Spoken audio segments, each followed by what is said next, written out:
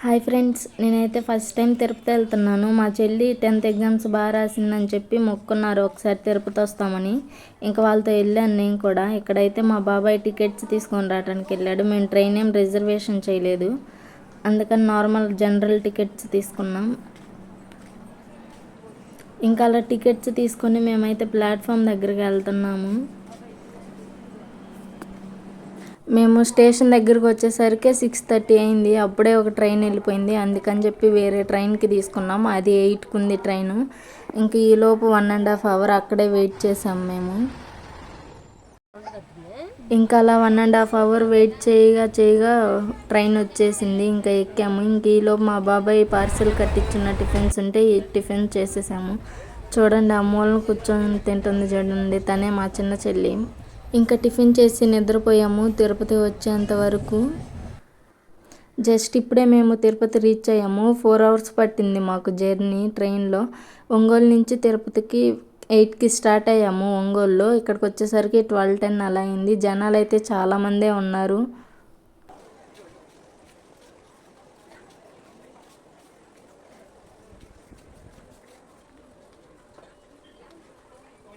అసలు వెళ్ళే దారిలోనే ఎంతమంది జనం ఉన్నారు. అలా పడుకొని కిందంతా అసలు నడవడానికి కూడా స్పేస్ లేదు కనీసం. చాలామంది ఉన్నారు. ఇక్కడ చూడండి, మీకు కనిపిస్తుంది ఎంతమంది ఉన్నారు. ఈలోపు మేము ఒక టీ తాగేసి ఇంకా మేము టోకెన్స్ ఇస్తారు కదా, అక్కడికి వెళ్ళి క్యూలో నించున్నాము. కరెక్ట్గా 3 hours నించున్నాము అక్కడ. ఎమర్జెన్సీ కూడా అయింది ఒక ఆయనకి. అయితే పోలీసులు చెప్తూ ఉన్నారు, అమ్మ బాగాలేనోళ్ళు, హెల్త్ బాగాలేనోళ్ళు, హార్ట్ పేషెంట్స్ ఎవరు రావద్దని చెప్పి. ఒక ఆయనకి ఎమర్జెన్సీ అయింది. అలా మేము 3 hours లైన్లోనే నించున్నాము టోకెన్స్ కోసం. ఇంకా అలా టోకెన్స్ తీసుకొని మేము బయటకు వచ్చేసరికి, లగేజ్ పెట్టి బయటకు వచ్చేసరికి 4:30 అయింది. 4:30కి ఇంకా అలిపిరి మెట్ల దగ్గరికి వచ్చేసాము, స్టార్ట్ అయ్యాము. చూసారా, జనాలు అయితే చాలామంది వచ్చారు. ఇంకా అక్కడ ఫస్ట్ మెట్టు కాబట్టి టెంకాయలు అవి కొడుతున్నారు.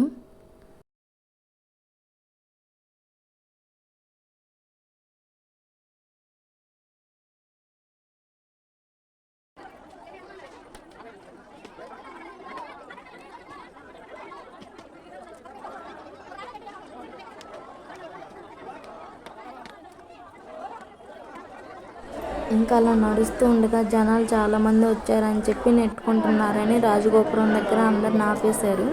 ఒక 5 minutes తర్వాత మళ్ళీ పంపించారు. ఫస్ట్ 300 steps అయితే మేము చాలా ఫాస్ట్గా ఎక్కాము. ఇంకా తర్వాత బండి కొంచెం స్లో అయింది, ఎక్కలేకపోయాము. పోతున్నాం. కొంతమంది అయితే స్టెప్స్ అన్నిటికీ బొట్లు పెట్టుకుంటూ ఇలా కర్పూరాలు వెలిగిస్తూ వస్తున్నారు. ఇంకొక ఆయన అయితే వాళ్ళ ఆమెని ఆయనే స్వయంగా ఎత్తుకొని తీసుకెళ్తున్నారు. మొక్కు అనుకుంటా వాళ్ళది. మేము నార్మల్గానే నడవలేకపోయాం. ఇంక ఇక్కడ చూసారా, రాళ్ళు పెట్టడం. చిన్నప్పుడు మీరు ఎప్పుడైనా ఇలా పెట్టారా? మేమైతే చిన్నప్పుడు ఎన్ని రాళ్ళు పెడతామో అన్ని బిల్డింగ్స్ కడతాం పెద్ద అయ్యాక అని చెప్పి చాలా పెట్టేవాళ్ళం. కానీ అన్నీ పెట్టకూడదు, 5 ఎన్నో పెడతారు.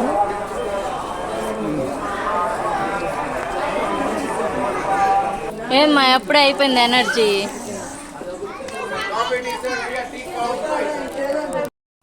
మా ఎనర్జీ కొంచెం లో అయిందని చెప్పి మా బాబాయ్ కూల్ డ్రింక్స్ అవి తెచ్చిస్తే తాగేసి కూర్చున్నాము. కొంచెం రెస్ట్ తీసుకొని మళ్ళీ స్టార్ట్ చేసాము మెట్లు ఎక్కడం.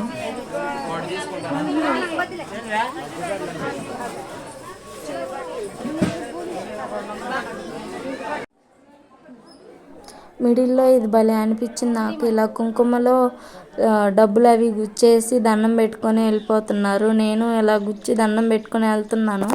అలా ఎందుకు పెడతారో తెలియదు. మీలో ఎవరికైనా తెలుసుంటే కామెంట్ చేయండి మర్చిపోకుండా.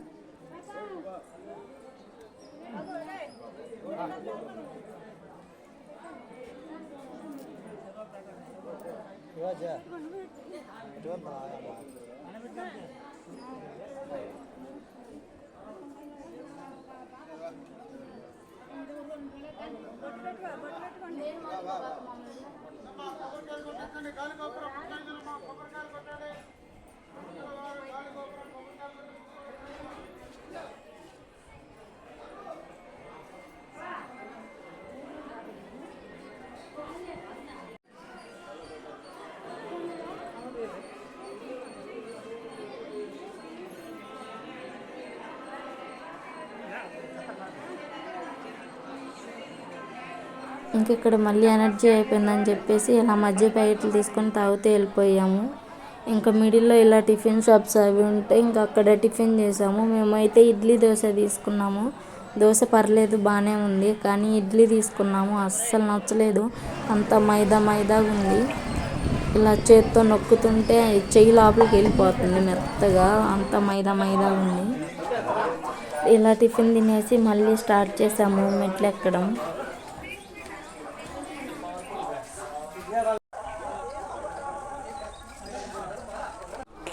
ఇంకా అలా మెట్లు ఎక్కుతుంటే చాలా జింకలు కనిపించాయి, కానీ జనాలందరూ వెళ్ళేసరికి అవి భయపడి పారిపోయాయి.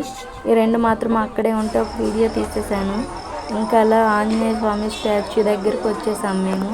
ఇంక ఇక్కడ ఈ స్టాచ్యూ దగ్గరికి వచ్చామంటే సగం మెట్లు అయిపోయినట్టే, ఇంకా సగం ఉన్నట్లు మనం మెట్లు ఎక్కాల్సినవి. ఇలా ఆంజనేయ స్వామి స్టాచ్యూ దగ్గరికి వచ్చేసాము. ఈ ఆంజనేయ స్వామి స్టాచ్యూ దగ్గర ఏదో తెలియని మిస్టరీ ఉందని చెప్పి నేను యూట్యూబ్ షార్ట్స్లో చూశాను. మీకు ఎవరికైనా తెలుసుంటే కామెంట్ చేయండి.